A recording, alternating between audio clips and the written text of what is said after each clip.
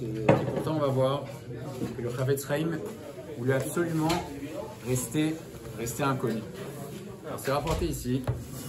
On va se faire Da'at Chokma Moussa. Le Chavetz Chaim, il se montrait comme un Baal Bayit Pachout et il s'habillait avec des habits simples et il mettait une casquette sur la tête.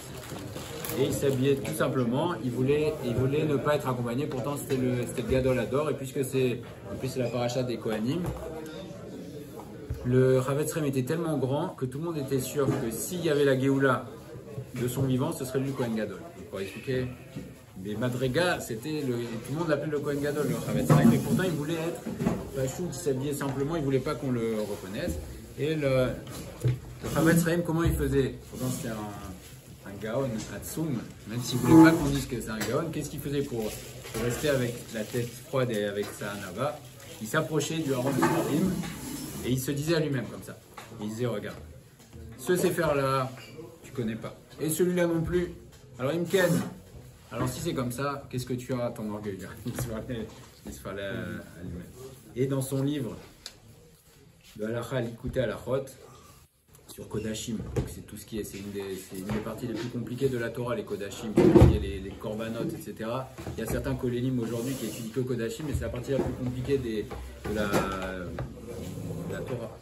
Alors il a écrit comme ça en introduction. Moi, je suis le petit Échaffel et je m'annule un 100 millième devant les Géonim Arishonim, donc devant Rambam, etc. Et je suis juste un Shamash Katan au Beth Midrash qui apporte le livre du Rif et du Rambam, et ça c'est son introduction à son livre. Et qu'est-ce qu'on est devant des Bnei Anak, et devant ces géants, comme des fourmis, des petites fourmis qui sont, voilà, Arochashim à la reste, les Gemara et les Zohara qui essayent de réfléchir. Et dans les Askamot aussi, il n'a pas autorisé le Chavetz Chaim, il n'a pas autorisé qu'on écrive qu'il était un Gaon. Il a interdit qu'on dise qu'il était un Gaon, et il a dit pour ceux qui diffusaient ces livres, il disait que c'était interdit de dire des louanges du Mechaber, de celui qui a écrit, mais juste du Sefer et du but entrepris pour le Sefer. Il a pas non plus, il a interdit qu'on diffuse sa photo, le Chavetz Chaim. Il avait interdit qu'on diffuse sa photo. Et comment il faisait quand il était obligé de faire une photo pour son Darkon, etc. Il allait chez un non-juif et il lui demandait de prendre la photo discrètement. Il lui demandait d'effacer la pellicule. Alors c'est quoi la photo? Il dit la photo qu'on a ici, la photo qu'on voit du Chavetz Chaim, c'est pas sa photo. Il a dit il a pris une photo d'un Yehudi, il a copié la Tmouna, et c'est la Tmouna, c'est la photo qu'on a aujourd'hui du Chavetz Chaim. Donc on n'a pas de photo. Il y a une vidéo de photo. Voilà, on voit il a la tête baissée. Ouais. On va pas il n'y avait pas. Et c'est rapporté une fois qu'il y a un des Bachurim, il a eu l'honneur de dormir dans la chambre du Chavetz Chaim. Et le Chavetz Chaim s'est levé très tôt le matin, enfin, si vous voyez des slogans en pleine nuit. Et donc le Bachour, il a entendu ce que faisait le Chavetz Chaim. Donc le Chavetz Chaim s'est levé très discrètement la nuit pour ne pas réveiller le Bachour. Et donc le Bachour, bien sûr, il a entendu ce qu'a dit, les mots du Chavetz Chaim. Il se parlait à lui-même à la troisième personne. Il se parlait comme ça. Il disait Ata Israël Meir, toi Israël Meir. Le Chavetz Chaim, il se parlait à lui-même. À qui on donne tellement d'honneur dans le monde, pourquoi tu crois que ça te revient, hein? Est-ce que tu as fait ne serait-ce qu'un centième du centième de ce qu'un bon juif doit faire? Alors pourquoi ce kavod te revient, hein? Tu es un Yehudi Pachout et tu es un fauteur. Et Tordvarav, et au milieu de ces paroles, qu'est-ce qu'il a fait? Il s'est mis à pleurer, le Chavetz Chaim. Et encore dans sa jeunesse, le Chavetz Chaim aussi, il était Avrech au Beth Midrash, mais apparemment il était déjà Gadol Batora. Et tous les jours, il partait, il disparaissait pendant 1 heure, il faisait des doutes. Donc il allait, et il s'éloignait, il allait dans la forêt, il se mettait à côté d'un puits et il disait Israël Meir. Pareil, il se parlait à lui-même, il disait voilà, ton âme désire le kavod, tu désires le kavod, mais pourquoi tu veux le kavod? Voilà, toi aussi tu vas finir comme ça dans le bord. Et ça c'est la grandeur du Chavetz Chaim. Et ce qui est le plus intéressant, c'est que Dafka, son livre, le Chavetz Chaim, c'est le livre le plus connu à part le Mishnah Berurah bien sûr, mais le livre qu'il a fait, qui est le plus connu dans le monde peut-être. Enfin, aujourd'hui ça rivalise entre Sefer Et c'était ce livre-là qu'il a fait tous les efforts pour rester caché et inconnu. Le Chavetz Chaim ne voulait absolument pas. C'est le livre par lequel il a été Mefursam Baolam, et ça répond au principe qui est rapporté dans Pirkei Avot, Aborer Mina Kavod, Akavod Rodef Acharav, que celui qui fuit, le Chavetz Chaim, il a mis toute sa vie pour fuir, il ne voulait même pas qu'on ni Gaon, ni il voulait même pas, on n'a même pas de photo du Chavetz Chaim, et pourtant le Kavod va poursuivre jusqu'à aujourd'hui. Qui ne connaît pas le Chavetz Chaim dans le monde? Et pareil aussi, puisqu'on étudie au Chatzanikim depuis quelques semaines, aussi pareil, on ne sait pas qui a écrit. C'est important de rappeler, inconnu. Le livre qu'on étudie, auteur inconnu. Ben, Nava, il ne voulait pas qu'on sache qui a écrit. Ok, alors on va finir Bezrat Hashem le sujet Sha'ar HaAnava. Arbe Anafim Tovim, Somprim Yeshurash, page 29. 29. Ah, nous, page 51. En édition bilingue, page 51. Édition en hybride, page 29. Beaucoup de Anafim Tovim, Somprim, Mishuresh, Anava.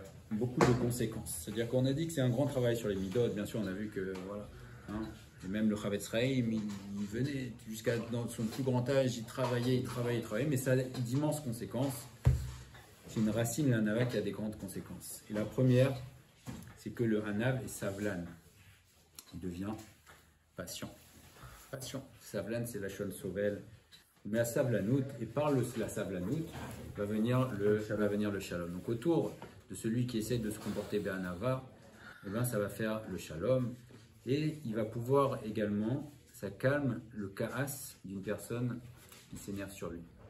Parce qu'on en a parlé la semaine dernière, c'est Shlomo Meller qui nous dit Ma'anerach Yashifrema, celui qui répond calmement, même à quelqu'un qui s'énerve contre lui. Et on en a parlé, c'est sans condescendance, avec vraiment mamache que tu veux essayer de calmer. Une réponse calme, ça calme la plus grande fureur. J'essaie avec ma femme, ça fait l'effet inverse. Je parle calmement et puis elle s'énerve. Non mais attention, c'est pas essayer d'argumenter calmement contre. C'est normal, avoir une réponse calme qui veut apporter shalom. Pas la personne elle s'énerve contre nous et on lui répond calmement en la contredisant. C'est effectivement c'est très énervant. Donc c'est plus essayer d'amener le shalom. Et ça traduit la Hanava. Mais également c'est une ségoula. Hanav yesh lochen. Il va trouver grâce. C'est Akadosh Baruch Hu. Vela Hanavim itenchen. Il va donner de la grâce. Cette fila est acceptée devant Akadosh Baruch Hu. Et c'est la fameuse histoire qui est rapportée à propos de Rabbi Akiva. Rabbi Akiva et Rabbi Eliezer. Et Rabbi Eliezer était le rav de Rabbi Akiva. Il y a eu une période où il n'y avait pas de pluie en Eretz Israël. Et donc ils ont demandé à Rabbi Eliezer de prier. Pas de pluie. Ils ont demandé après à Rabbi Akiva de prier. Et Rabbi Akiva s'est à peine approché de la terre, il a commencé à pleuvoir. Ils ont dit quoi? Rabbi Akiva est plus grand que Rabbi Eliezer. Ils ont dit non. Ou ma'avir al midotav, veu eno ma'avir al midotav. Lui, il passe ma'avir al midotav, c'est-à-dire qu'il laisse passer, il est indulgent. Et lui n'est pas indulgent. Alors pourquoi? Parce que Rabbi Eliezer était de l'école de Shammai. Shammai, c'était pas que Shammai manquait Chas v'Shalom de Hanava, c'est une conduite. C'est une conduite, c'était qu'il voyait que le monde... Comment? L'école de Bokhara Ben Abou, il est dit. C'est une école qui dit que l'homme doit être dans sa madriga la plus élevée. Et on exige de l'homme qu'il soit dans sa madriga la plus élevée. Et donc il y a une exigence qui fait que, effectivement, il y a moins de... C'est plus rigoureux parce que on considère la grandeur de l'homme et non sa petitesse. Parce que c'est vrai que dans l'homme, il y a les deux dimensions. Il y a à la fois, on est la créature la plus élevée. Un homme, en potentiel, il est plus élevé que les anges. Plus élevé que les anges en potentiel. Donc, Beth Shammai voit la grandeur de l'homme. Et si l'homme est grand, alors il doit se comporter de manière grande et élevée. Et Beth Hillel, c'est pas l'inverse. Il ne dit pas que l'homme n'est pas grand. Mais Beth Hillel considère que l'homme a un Yetzirah. Et qu'aujourd'hui, c'est difficile, voire impossible d'arriver à exprimer pleinement son potentiel. Et donc, c'est pour ça que Beth Hillel dit que on commence une bougie et on monte. Et Beth Shammai dit non, on commence à 8. L'homme doit être au maximum. Et donc Rabbi Eliezer, il était de l'école de Beth Shammai. Et donc l'école de Beth Shammai, c'est ne pas être Ma'avir al midotav, non pas par problème de midot, mais c'est par grandeur, par but. Voilà, par but. Alors que Rabbi Akiva, il était de l'école de Beth Hillel apparemment, et donc il était Ma'avir Amidotav, et donc s'il est Ma'avir Amidotav, alors la tefila elle est reçue tout de suite.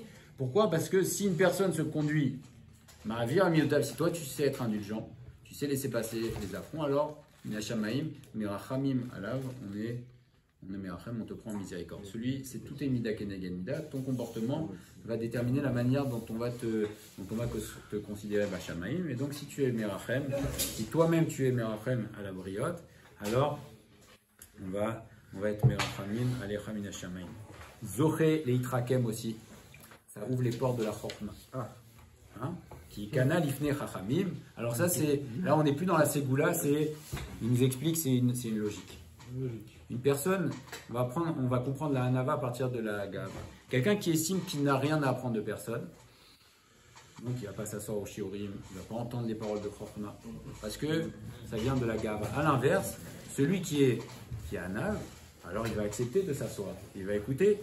Umitabek Bavaraglem, donc il va s'asseoir, il va écouter les paroles, et donc il met là automatiquement, il va s'assagir, il va mitrakem, il va prendre la chorma, et c'est Michelet.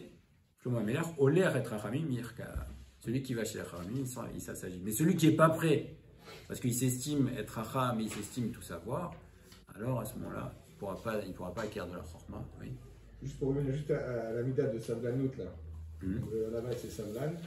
Rapinto, la semaine dernière, il a dit, Savlan, ça vient aussi du mot sovel, souffrir. En fait, quand toi, tu supportes et tu es patient et tu arrives à tout garder pour toi et pas sortir, donc tu souffres en toi, en fait, tu ressens rien, ça t'es ta Savlan, dans ces cas-là, donc c'est pour le shalom, tu as tout gagné. C'est ça, en fait, la mida de la souffrance. Et moi, quand Shabbat, je l'ai encore vécu, là, mes enfants qui hurlaient, je garde. Mais c'est tellement dur, c'est une vraie souffrance. C'est pas pour rien que ça s'appelle la même racine. Ça apporte tellement de. Quand tu te retiens, c'est. Arrête. Non, c'est un peu beau. Ça dépend. Hein. Ça peut faciliter plus rapidement. Le scout est entier. Ça va par plus fort. Allez, traqué. L'alcool à 90, c'est pas le fun. Et un nav, mais un chamim alav minashamaim, aussi on le prend en miséricorde. Un nav borer minagdoula ou minakavod, il se sauve comme le chafetz chaim, de l'agdoula et du kavod. Et ça traduit aussi la tsniout. Ça dépend de la tsniout aussi. La tsniout, c'est pas un habillement, c'est une manière de s'habiller. La tsniout, c'est une mida aussi qui vient bien sûr pour l'homme et pour la femme. Hein, il ne faut pas croire que la tsniout c'est pour les femmes, la tsniout c'est une mida. La tsniout c'est la pudeur, c'est ne pas cacher ses qualités, ne pas s'enorgueillir, etc. Et donc de la hanava va venir de la tsniout, et on comprend bien qu'une personne qui veut se montrer, alors il va essayer de se montrer par tous les moyens possibles. Tous les moyens possibles. Alors si le moyen de se montrer et de dominer, ça va être par exemple de crier sur les autres, ben, il va crier sur les autres. Si c'est une personne, il a le moyen de se montrer en s'habillant mieux que les autres ou plus beau que les autres, eh ben, il va montrer. Si le moyen, c'est d'avoir la plus belle voiture, eh ben, il va avoir la plus belle voiture, parce qu'il va avoir ça en tant que but. Alors que la tsniout, c'est l'inverse. La tsniout, c'est cacher ses qualités, ne pas montrer. Et pareil, le Chavetz Chaim, ça traduit sa tsniout. Il s'habillait comme un homme pachout. C'est le Gadol Ador, Kohen Gadol. Il s'habillait pachout. Et ça traduisait la tsniout, et ça vient de cette qualité de Hanava. Et Hanav est aussi Samer Bechelko. Pourquoi? Parce qu'on comprend de la même manière. Si on voit la Gava, on n'est jamais content. Quelqu'un qui est dans la Gava, dans l'orgueil, il estime que Magi Ali. Il dit, ça me revient, pourquoi j'aurais pas ça? Lui là, pourquoi j'ai pas ça? Et moi, et truc, et comment tu me parles, et comment tu fais, etc. Parce que Magi Ali, tout me revient. Si tout me revient, alors à ce moment-là, je ne supporte pas quand il me manque quoi que ce soit. Alors qu'à l'inverse, la Hanava, c'est exactement l'inverse de la Gava. La Hanava, c'est au contraire. C'est j'estime que l'eau Magiali, ça ne me revient pas, et donc je vais être sa mère Bereki, oui. Évidemment, on ne peut pas parler de fausse modestie pour le Chavetz Chaim, mais à un moment donné, est-ce qu'il n'y a pas, on ne va pas accepter la responsabilité et le rôle? L'accepter. Le fait de s'habiller bien comme un gaon, Parce qu'il représente la Torah. Alors il s'habillait pas mal, il s'habillait simplement. Oui, mais le Kohen Gadol, on ne va pas rater du Kohen Gadol, il doit apporter des vêtements spéciaux. C'est vrai, il n'était pas le Kohen Gadol, c'est que s'il y avait eu la Géoula, il aurait été. Voilà. Mais lui se considérait lui-même, il se considérait pas, il disait voilà, il se mettait devant Aaron Sfarim, il disait ça tu connais, tu connais pas, alors qu'est-ce que tu crois du Kavod? Donc pour lui, Mamash n'était pas digne de Kavod. Maintenant effectivement, quand il allait dans son grand âge, c'est rapporté également que dans son grand âge, il avait été sollicité pour aller renforcer dans une ville et il arrivait à peine à se lever. Il n'arrivait pas à se lever, d'ailleurs il le portait le Chavetz Chaim. Il y avait des milliers de personnes qui étaient autour, ils n'arrivaient même plus à faire avancer parce que tout le monde voulait être dans les 4 amos du Chavetz Chaim. C'est une doucha Atsuma. Et je ne sais pas si vous avez vu cette vidéo, mais personnellement, quand je vois la vidéo, tu ressens une et tu te dis mais c'est pas possible. La vidéo, c'était juste avant la guerre, jusqu'avant la Deuxième Guerre mondiale, montre une vidéo, c'était un grand rassemblement des rabbinim. Et tu vois, il y a quelque chose, c'était en 1920, tu ressens une doucha, tu te dis mais c'est pas possible. Et voilà, je suis pas le seul à ressentir, tu ressens une. Mais c'est une vidéo, tu vois, il est comme ça blessé. Et tu sens une doucha qui traverse, ça fait 100 ans, et c'est une vidéo qui dure 5 secondes, et tu sens une doucha. Donc les gens étaient tellement, ils voulaient tellement être proches de lui qu'il n'arrivait pas à s'approcher. Quelqu'un a tendu l'oreille, et encore il se faisait le Chavetz Chaim dans ces moments-là où le monde entier lui rendait un kavod, donc il a accepté, qu'est-ce qu'il pouvait faire. Mais lui, il se disait, voilà, qu'est-ce que tu crois, et tu n'es pas digne de ce kavod, etc. Il se disait, il se murmurait à lui, donc il acceptait. Mais bon, d'un autre côté, c'était contre. Comment? Tous les gars,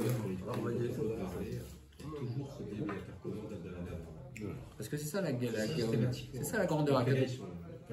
Les hommes, c'est ça qui est très haut. Et puis ils sont hauts que leur parce que la grandeur, dans la Torah, ce n'est pas quelque chose. Personne ne peut accéder à la grandeur par lui-même. Donc la Géonout, la grandeur, et les Gdoléador, c'est des personnes qu'Akadosh Baruch Hu leur a donné. Et pour recevoir d'Akadosh Baruch Hu une telle grandeur, alors il faut être Anav. Et on apprend ça de Moshe Rabbeinu. Donc c'est une condition sine qua non. Il n'y a pas de grandeur dans la Torah, une vraie grandeur.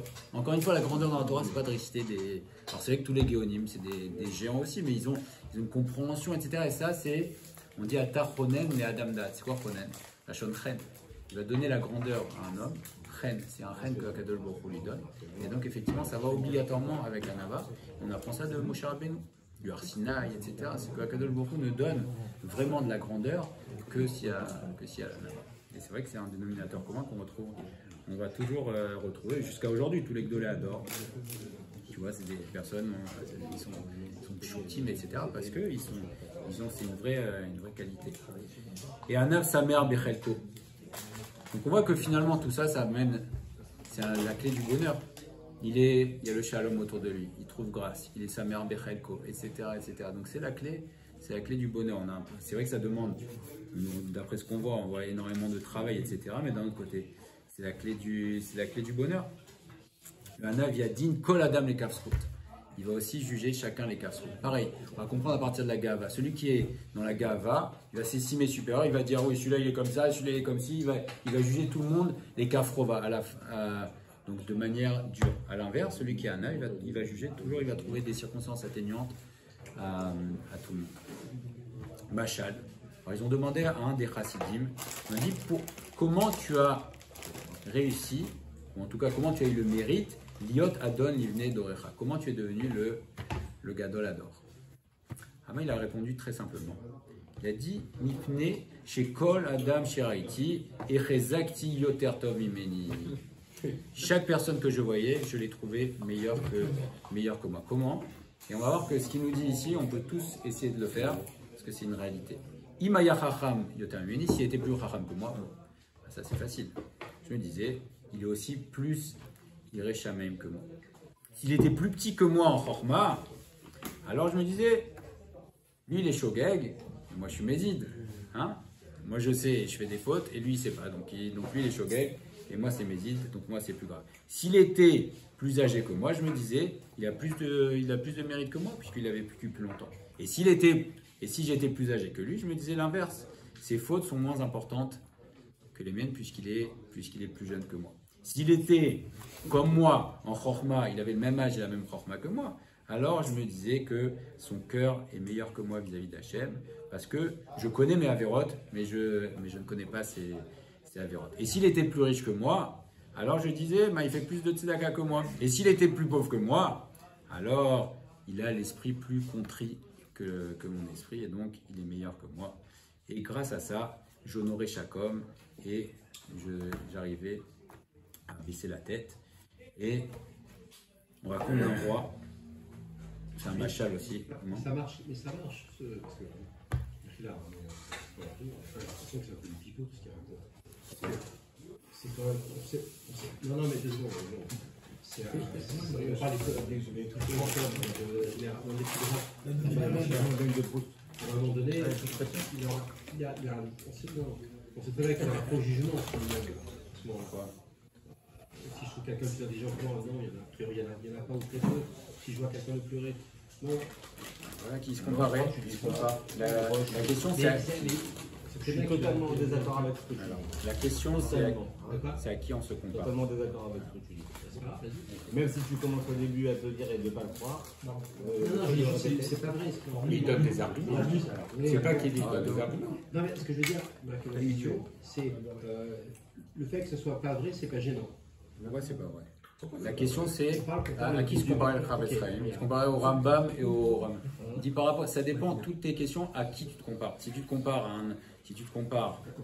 ou si tu t'estimes supérieur à une personne, c'est à qui tu vas te comparer et comment tu vas te comparer. Pour garder la tête froide. Oui, on peut se comparer à lui, c'est par rapport à ce qu'on attend de lui, pas forcément par rapport aux autres. Alors même si tu te compares à ce qu'on attend de toi, on verra chacun qu'on est très loin de ce qu'on attend de nous. Oui, mais là, la rigueur, je comprends. Par rapport à la grandeur. Là, c'est en fait, le sens de mon propos, c'est quand on parle de Sablano, quand on dit passer l'hervé, etc., on sait que c'est compliqué, c'est de juger l'autre positivement, on sait que c'est un travail. Là, tout ce qu'on est en train de dire là maintenant, je trouve que bon, autant le début je comprenais, autant là c'est un peu biaisé parce que finalement on a l'impression que c'est un peu faux, quoi, que ça sonne faux. Tu vois, si une personne est plus âgée que nous, alors certainement qu'elle a fait plus de mitzvot que nous, c'est vrai. C'est plus d'avérot aussi. Alors, tu juges l'autre. C'est pour ça qu'on dit juger les casse-routes. Bah oui. Et ça, c'est une vision de la vie, les casse-routes. Non, mais en fait, quand on a un homme comme celui-là, on doit juste se juger par rapport à lui-même, pas forcément par rapport aux autres. Quand on attend plus de lui, tu vois, peut-être que je donne pas assez de tzedaka, peut-être que je donne, j'ai encore trop d'avérot. Tu vois ce que je veux dire? Aussi, il y a les deux. C'est le numéro 1 dans la génération.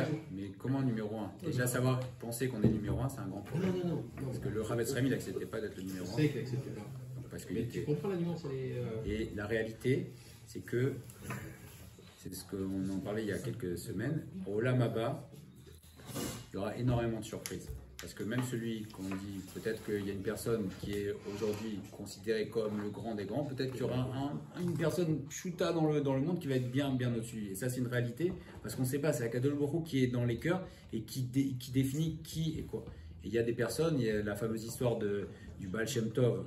Par exemple, il y avait une personne, il avait acheté un bel étrog, et sa femme, elle lui a dit quoi? Mais tu as acheté un étrog, tu vas dépendre de notre argent. Elle a cassé le étrog et il s'est tué. Le Baal Shem Tov, il a dit, Beroach HaKodesh, il a dit là, maintenant, il y a quelqu'un qui a sauvé le monde, parce qu'il s'est tué. Quoi, sauver le monde, mais c'est un homme pas juste, il s'est juste tué parce que sa femme, elle lui a cassé son étrog. Quel rapport maintenant par rapport au Gadol Hador? On ne sait pas, ça c'est Akadosh Baruch Hu. Et donc oui, il faut se comprendre, il faut réfléchir, et c'est une réalité.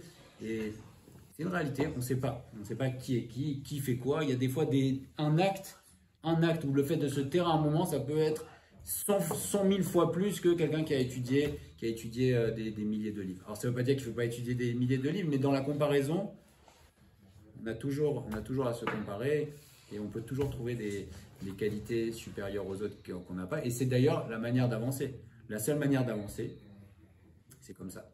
Si on estime que ça y est, on est arrivé, je connais ci, je connais ça, et aussi on voit que même si tu as vu, même dans la Chorma, tu as vu 10 fois une Mara, tu as vu 10 fois un Rashi, allez vas-y, revois-le, tu vas voir que tu vas recomprendre nouveau. Donc c'est Ensor, oui. Non, c'était pas le sens de mon propos. Ce qui me gênait en fait, c'est que tu étais en décalage, si tu veux, entre ce que tu peux paraître, ce que tu peux penser, ce que tu peux dire. Tu vois, c'est ça qui me tu le ramènes à notre niveau, tout ça. Tu vois, c'est un peu le but, hein, savoir qu'est-ce qu'on a fait de notre année. Donc essayer de se travailler en disant voilà, je sais être un âme, ok, je me compare les uns aux autres. Le plus grand des abrutis de nous tous, d'accord. Je connais le moins, d'accord. Tu vois, à un moment donné, bon, tu te dis, est-ce que je le pense vraiment, quoi. Il faut s'habituer à le penser. Ça veut pas dire qu'on doit dire je suis le plus grand abruti, mais que lui, c'est un exemple. non, mais tu comprends, moi, ce qui me gênait, c'est la dissonance entre la réalité, ce qu'on dit, ce qu'on pense et ce qu'on a au fond de soi, quoi. Et ça, c'est pas gênant. Il faut arriver à autant que possible à prier pour être Toro Kebaron. D'un côté, ça fait le sacré brut, il avait le Chavetz Chaim, on n'arrive même pas à comprendre comment il faisait ça tellement il avait un le Chavetz Chaim, il a travaillé, c'est un travail d'année, au fur et à mesure, on peut. Si on nous le dit ici, on n'est pas en train de s'adresser au Gdoléador. Il peut y avoir une Il parle à nous tous, il ne parle pas au Gdoléador, il parle à nous tous, et on peut y arriver, il nous dit comment y arriver. Alors déjà, réfléchir, c'est la manière de réfléchir, et effectivement, si tu réfléchis comme ça, tu vas te rendre compte que oui, une personne, elle est plus grande que toi. Chacun, tu vas voir, et des fois, quand tu ouvres les yeux, tu vas dire, ah, mais ça, c'est des choses que je ne fais pas du tout. Ah, mais quoi? À tous les niveaux, on va voir qu'il va y avoir certaines choses où on va trouver des qualités supérieures. Après, c'est une manière de réfléchir. Alors, effectivement, c'est des clés qu'ils nous donnent. Ce n'est pas naturel chez nous. Chez aucun d'entre nous, ça va être quelque chose auquel on va penser, mais c'est la manière. Et tous les tzadikim, il est certain que le Chavetz Chaim, il est passé par Ochot Tzadikim. Et il a appris, et il s'est construit au fur et à mesure. Et après, c'est devenu une réalité. Donc, quand le Chavetz Chaim, il se mettait devant le Aron Sfarim, c'est Mamash, il le pensait vraiment, et c'était une réalité. Il ne connaissait pas tout jusqu'au bout. Et donc, il disait, voilà ce qui te manque. Et comment tu vas faire pour avancer? Pourquoi le Chavetz Chaim, il se motivait? Parce qu'il se mettait devant, il disait, je ne connais pas, il continuait, et voilà, et ça l'a fait avancer, ça l'a fait arriver au plus haut niveau. Alors que lui, s'il était le Gadolador, ou lui, ça ne l'intéressait pas, le fait est, c'est que c'est un homme qui a laissé un trésor. C'est que jusqu'à aujourd'hui, il ne voulait pas être connu. C'est certainement le rave le plus connu des 100 dernières années. Et pourtant, on est sûr que c'était un homme aussi certainement qui était heureux dans sa vie, puisque c'est la clé du bonheur. C'est un homme qui a rendu énormément de personnes heureuses autour de lui. C'est un homme qui a essayé le Mishnah Bura, qui a essayé de faire Chavetz Chaim, c'est un exemple. Et c'est sûr aussi que dans le Olam Haba, il est très haut placé. Alors bon, est-ce qu'on nous demande d'être comme ça? Chaque juif doit être convaincu qu'il peut être très grand. Mais en tout cas, tout ça, le Ochot Tzadikim, il n'a pas écrit pour les Gdoléador. Il a écrit pour chaque juif. Et ce livre-là, il a traversé les générations. Et chaque juif, alors c'est vrai que c'est pas naturel, mais bon, c'est ça, c'est tout ce travail-là qu'on a dit, c'est pas naturel. On doit travailler notre nature jusqu'à ce que Bezrat Hashem, même s'il y a une chose, même s'il y a une chose de ce qu'on étudie qui rentre dans la nature, alors on a tout gagné. Est-ce qu'on peut tout faire? Non. Mais en tout cas, on doit Bezrat Hashem espérer d'acquérir ses qualités et prendre des exemples des tzadikim de toutes les générations. Et effectivement, comme tu disais, Auriel, tous les Gdoléador, ils ont ces qualités. Ils avaient ces qualités et ils ont ces qualités parce que il n'y a pas de grandeur sans cette qualité de Hanava. Et bon, Baruch Hashem, on a fait quelques shiurim sur l'Hanava, les Hashem que ça nous apporte et qu'on mette des exemples de tous les tzadikim de toutes les générations.